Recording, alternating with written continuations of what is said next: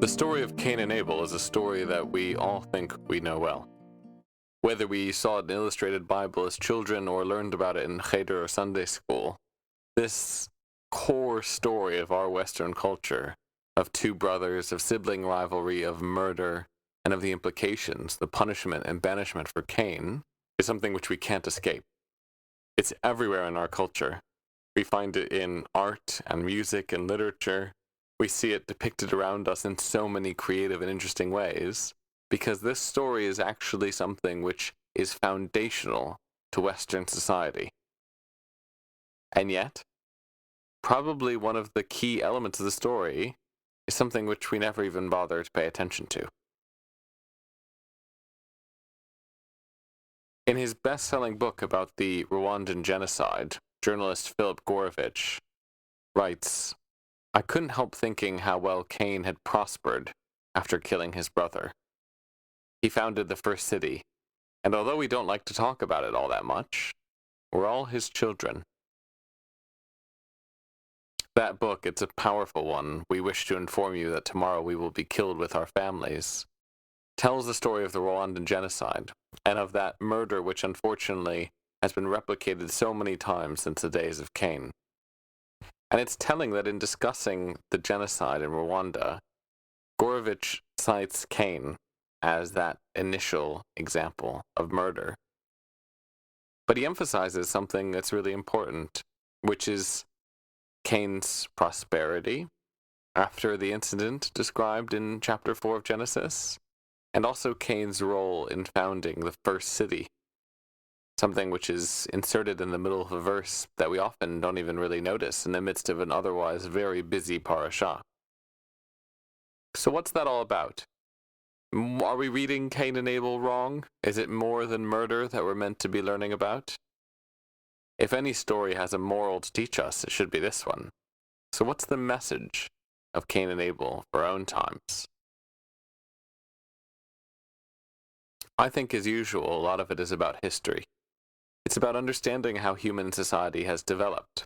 Because I think what the Torah gives us in the story of Cain and Abel is not just a story about two brothers, but a sort of myth describing the development of human society, one that emphasizes the tension between two different models of human life.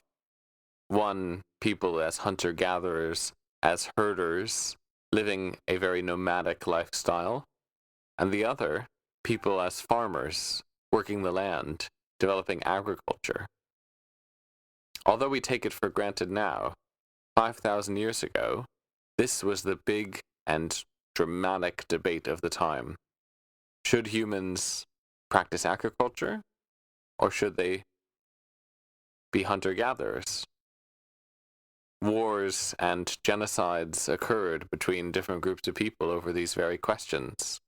And yet, we're so much the children of one of them, the children of Cain, as Gorovich says, that we fail to realize what a big issue this would have been for the ancient world. The truth is, up until about 12,000 years ago, all humans that we can tell were hunter-gatherers. They followed flocks and groups of animals. They used those animals for nearly every aspect of their lives. They lived in different places at different times of the year, and generally had a nomadic and pastoral lifestyle. Something changed, though, somewhere around 10,000 to 5,000 years ago. People realized they could start to sow crops, and in sowing crops they could actually set up farms. And in setting up farms they realized that they could actually grow so much food that they'd have leftovers. There would be a surplus. And if there's a surplus, then the population can grow. And if the population can grow, then you need to build stable settlements for those people to live in. And if the people are living there, and the crops are fixed, and this surplus is required to sustain this newfound economy, then those small settlements gradually turn into massive cities. The development of agriculture against the hunter-gatherer society it followed is tremendous, and it results in the creation of cities and the creation of everything that we know and everything that we hold dear about our own society. And what the Torah is telling us, I think, in the story of Cain and Abel is partially about that exact tension. Cain, after all, is a farmer. He tills the soil. He brings to God the produce of his labors, the fruits and vegetables he grows. Whereas Abel, whose very name in Hebrew, Hevel, means insubstantial, it means vapor or breath, he brings animals and livestock from a pastoral point of view. God clearly prefers the hunter-gatherer. God savors the sacrifice of Abel, but ignores that of Cain. And it appears to be that Cain's resentment over this issue is what prompts him to kill his brother. But we really don't know, because the story doesn't tell us. It tells us, interestingly, that they went out into a field, and that they spoke, and then Cain killed him. What did they say in that field? What were they debating? It doesn't really matter, although it would be great to know. It's kept the story interesting that we don't know so many details.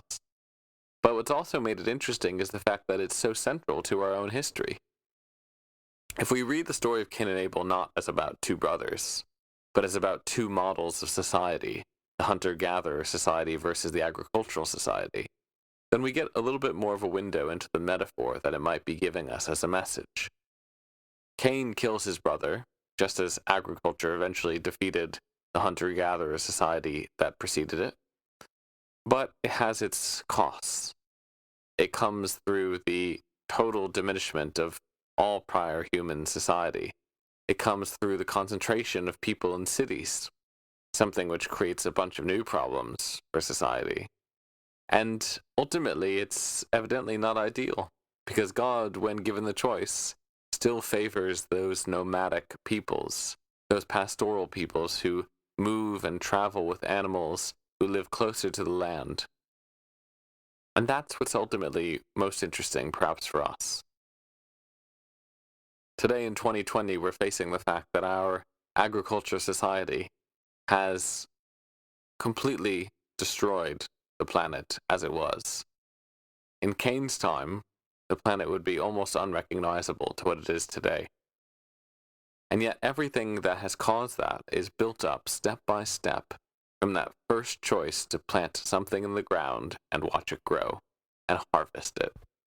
Because it's that choice which leads on a chain of decisions after, all the way through the growth of cities and empires and civilizations, the growth of industry and colonialism and oppression, through to the growth of technology today. None of that would be possible if Abel had lived. It's because Cain is the successor of that struggle that our world looks the way it does. And that should give us some pause, because although there's more ambivalence to the story than it might seem, Cain is still a murderer, no matter how we read it. And the cost that we pay in exchange for having the society that we do is quite high.